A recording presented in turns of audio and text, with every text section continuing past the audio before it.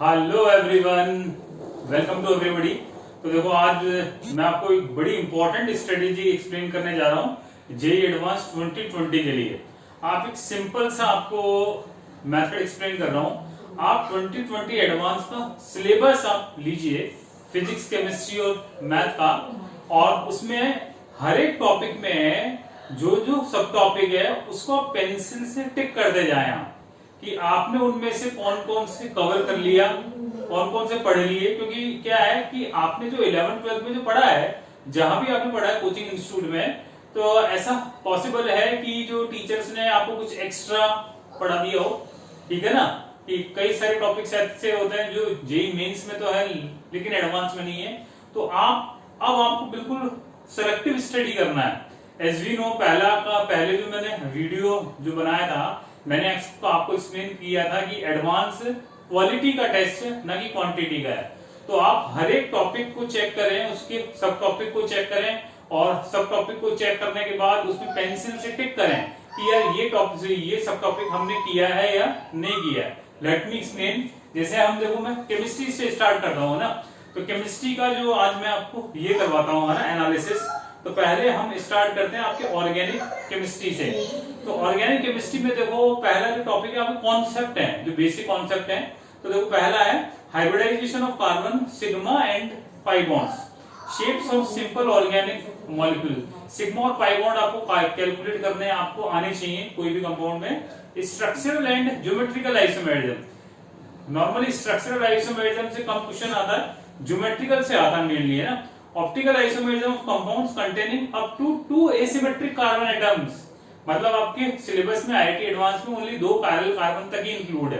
अब स्पेशली इसमें total stereoisomers के क्वेश्चन काफी ज्यादा आईआईटी एडवांस में आते हैं। आपको एक कंपाउंड आपको दे देगा और उसका आपको टोटल स्टीरियोआइसोमर्स फाइंड आउट करवा लेगा।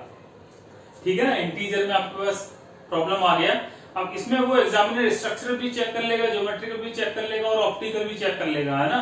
ठीक है, फिर है आपका, है ना, आरएस और इजेड नोमेनक्लेचर एक्सक्लूडेड।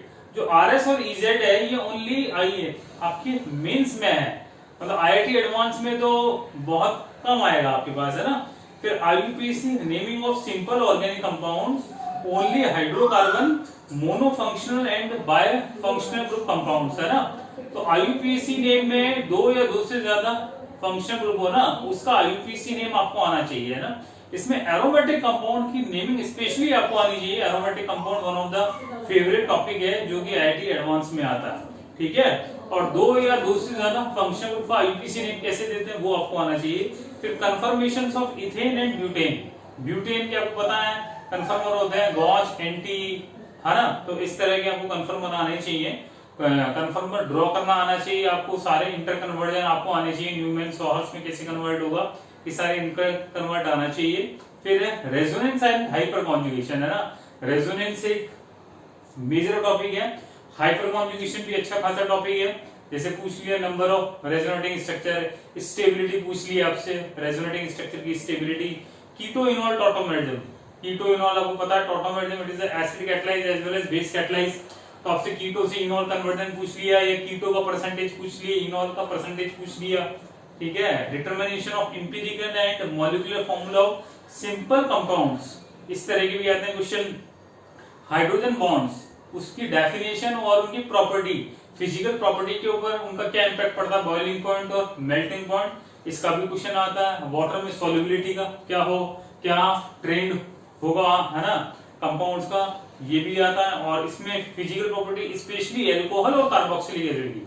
जैसा आपको पता है कि कार्बोक्सिलिक एसिड का जो बॉइलिंग पॉइंट एल्कोहल की कंपैरेटिवली ज्यादा होता है, क्योंकि हाइड्रोजन बॉन्डिंग ज्यादा है। Inductive and resonance effect on acidity and basicity of organic acids and base. देखो, acid base is the one of the favourite topic of the IIT JEE.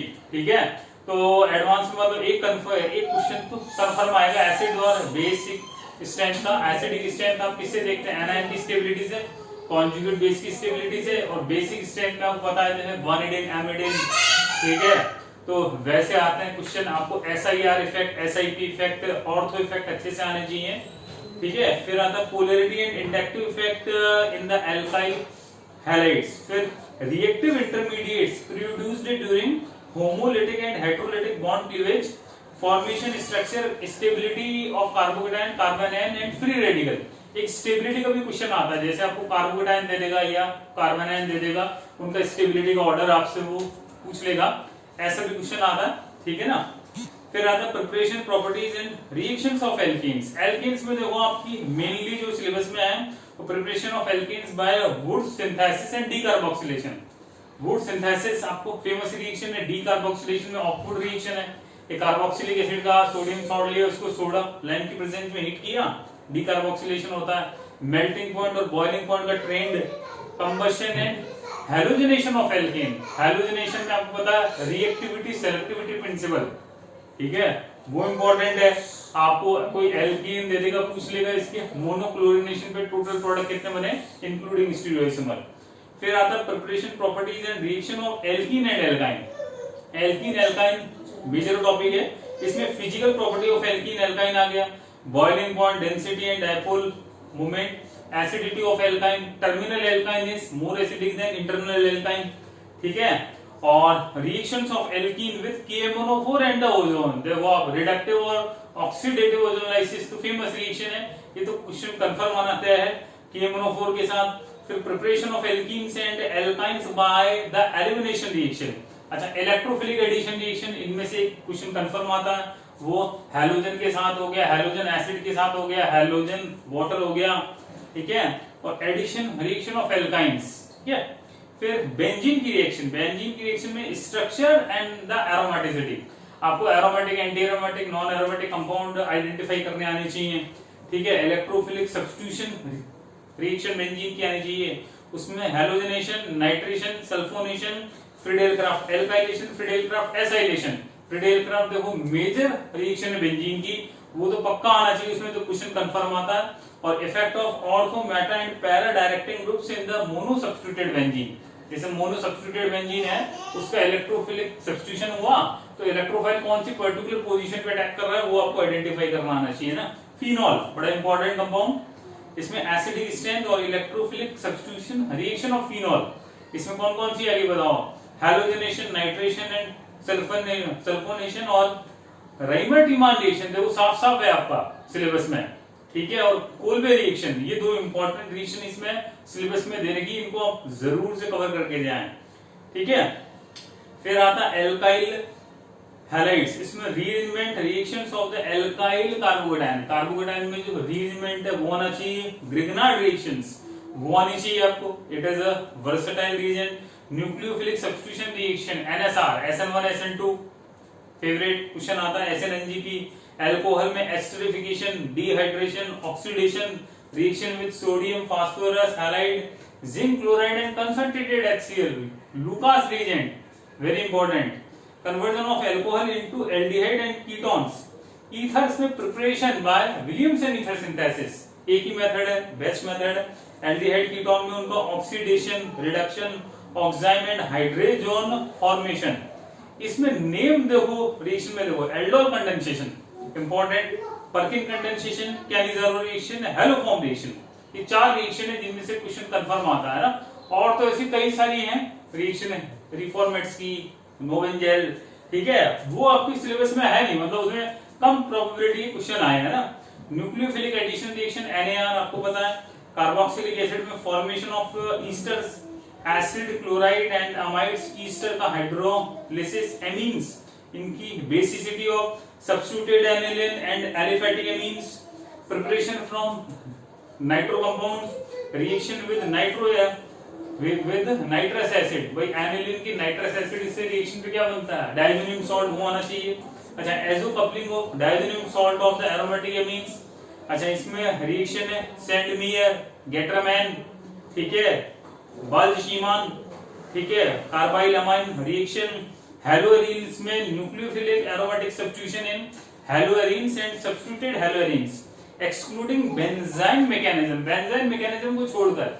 Benzene में भी क्या है, आपको सिंपल बेंजाइन आनी चाहिए बस, उसमें भी अलग अलग केस होता है कि आप उसमें कोई इलेक्ट्रॉन विड्रॉइंग ग्रुप जोड़ दो, है ना, रिलीजिंग ग्रुप जोड़ दो, तब क्या प्रोडक्ट बनेगा, वो बस एक सिंपल आइडिया होना चाहिए ना।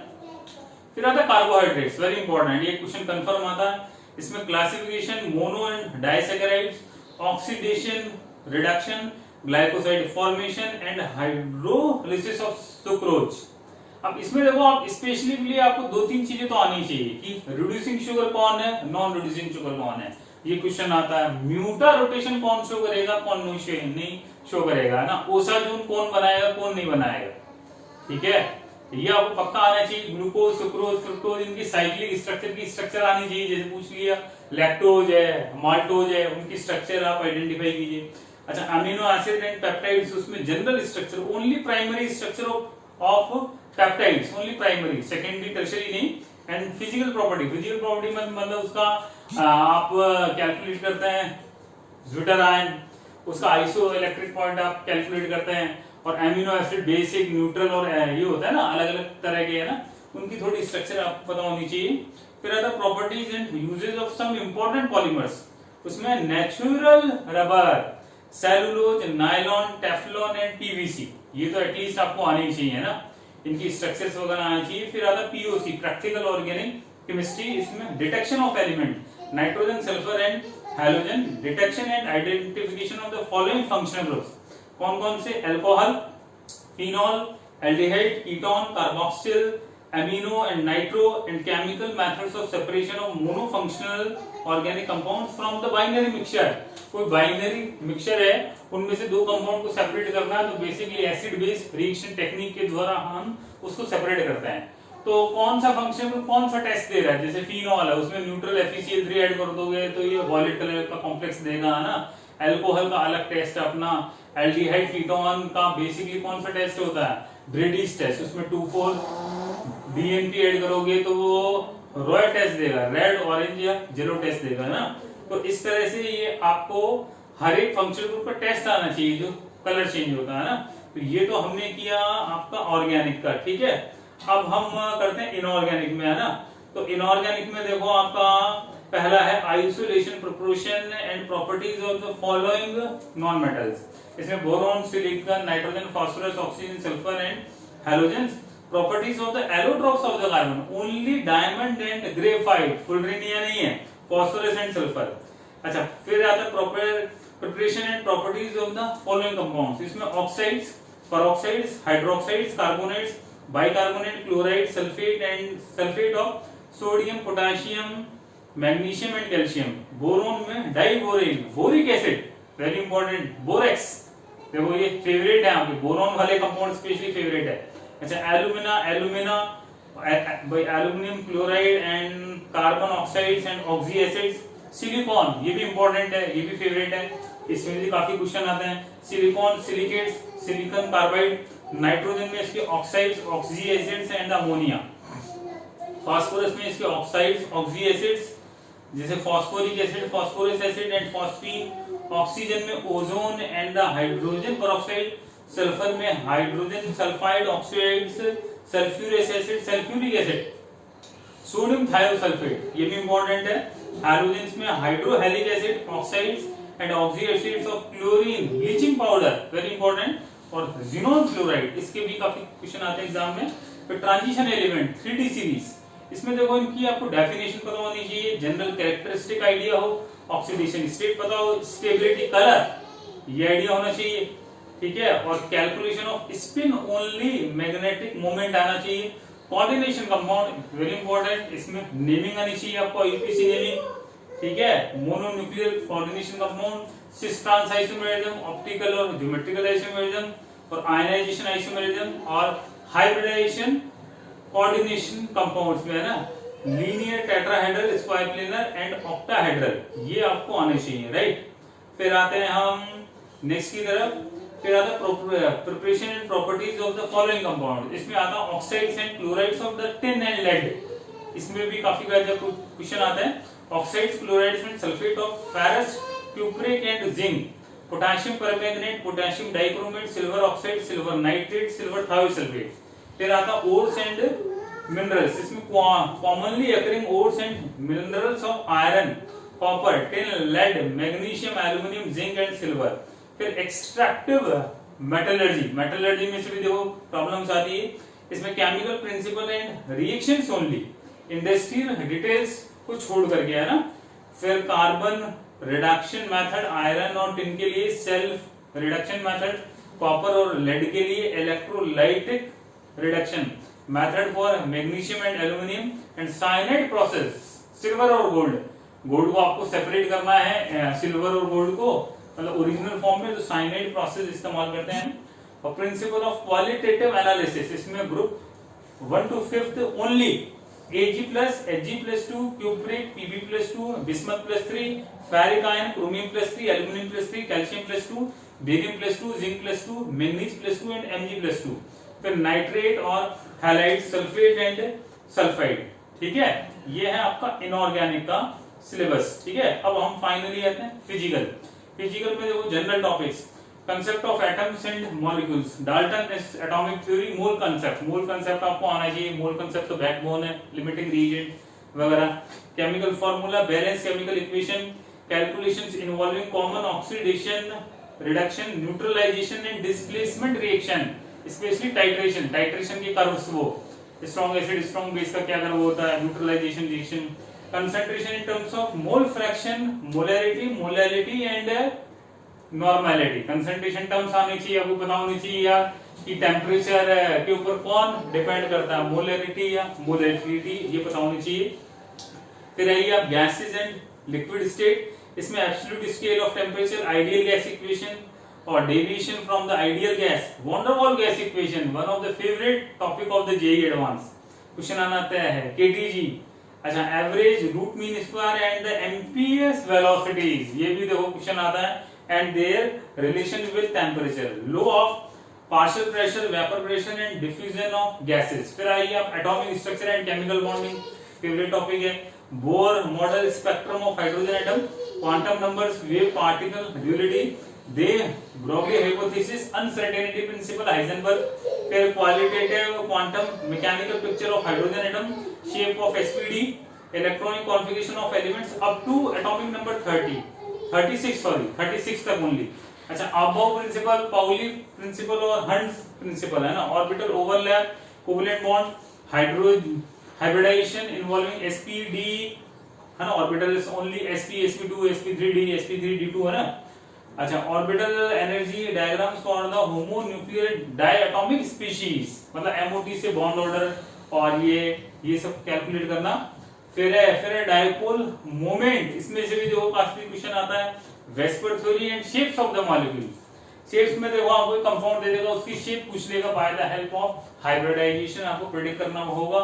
इसमें linear, angular, triangular, square, planar, pyramidical, square, pyramidical, trigonal, bipyramidical, tetrahedral and octahedral. फिर आते हैं हम एनर्जेटिक्स, थर्मोडायनामिक्स। इसमें देखो first law of thermodynamics, internal energy, work and heat, pressure, volume, work, enthalpy, Hess law, heat of reaction, fusion and vaporisation. Second law thermodynamics, third law thermodynamics excluded है। फिर entropy, free energy and criteria of spontaneity. फिर आता है chemical equilibrium, इसमें आता है law of mass action, equilibrium constant, Le Chatelier principle, इसके ऊपर भी बेस क्वेश्चन आता है। इसमें effect of concentration, temperature and the pressure, significance of del G and the del G nought in chemical equilibrium. फिर solubility product, KSP, common ion effect, pH and buffer solution, और acid and the bases, Bronsted, Lewis acid base theory आनी चाहिए, और hydrolysis of salt. फिर आता है electrochemistry, इसमें electrochemical cells, cell reactions, standard electrode potential, Nernst equation and its relation to del G. Electrochemical series आनी चाहिए आपको है ना, EMF of galvanic cell, Faraday's law आनी चाहिए आपको इलेक्ट्रोलाइसिस के, फर्स्ट लॉ, सेकंड लॉ। फिर electrolytic conductance, specific equivalent and the molar conductivity, Kohlrausch law, concentration cell. फिर आता है केमिकल काइनेटिक्स, केमिकल काइनेटिक्स में rates of chemical reactions, order of reactions, rate constant, first order reaction, temperature, dependence of rate reaction, rate constant है ना। फिर आइए आप solid state में, सॉलिड स्टेट में क्लासिफिकेशन ऑफ द सॉलिड्स, ये solids कितने टाइप के होते हैं, क्रिस्टलाइन सॉलिड, और 7 क्रिस्टल सिस्टम आने चाहिए आपको, और सेल की पैरामीटर जो आप कैलकुलेट करते हैं ABC, अल्फा, बीटा, गामा, वो आने चाहिए। Close packed structure of solids आनी चाहिए। Packing in the FCC, BCC and the HCP lattice आना चाहिए, नीरेस्ट नेबर्स, आयनिक रेडियई, सिंपल आयनिक कंपाउंड्स और पॉइंट डिफेक्ट, शॉर्ट की और फ्रेंकल डिफेक्ट आनी चाहिए। सॉल्यूशन में देखो आप Raoult's law, molecular weight determination from lowering of the vapour pressure, मतलब वो कॉलिगेटिव जो प्रॉपर्टीज है वो आनी चाहिए, elevation of boiling point, depression of freezing point आनी चाहिए आपको, है ना, ऑस्मोटिक प्रेशर उनके बारे में आना चाहिए। सरफेस केमिस्ट्री, इसमें एलिमेंट्री कॉन्सेप्ट ऑफ एड्सॉर्प्शन आना चाहिए, कोलोइड्स के types, methods of preparation and general properties, elementary ideas of the emulsion, surfactants and the micelles. फिर आता है nuclear chemistry, finally radioactivity आनी चाहिए, इसमें से भी एक क्वेश्चन आता है confirm, isotopes, isobar, properties of alpha, beta and gamma rays, kinetics of the radioactive decay, है ना, डिके सीरीज एक्सक्लूडेड, वो एक्सक्लूडेड है, कार्बन डेटिंग टेक्निक आनी चाहिए, stability of the nuclear with respect to the proton neutron ratio आना चाहिए, and brief discussion on fusion and fusion reactions आना चाहिए। तो देखो इतना सब कुछ आना चाहिए आपको जेईई एडवांस 2020 क्रैक करने के लिए। तो अब देखो ये मैंने आपको सिलेबस बड़ा इंपॉर्टेंट है, आपके पास 5-6 दिन है, आप जरूर से इसको केयरफुली देखें, और आप मेरे को जब आपका जेईई एडवांस हो जाएगा उसके बाद में एक और मैं वीडियो फ्रेम करूंगा, और मैं आप खुद एनालाइज करना कि ये करने का आपको कितना एडवांटेज हुआ। तो आप वीडियो को लाइक करें, शेयर करें, और आपका बेस्ट ऑफ लक, आपको बहुत अच्छा पेपर हो। Thank you so much again.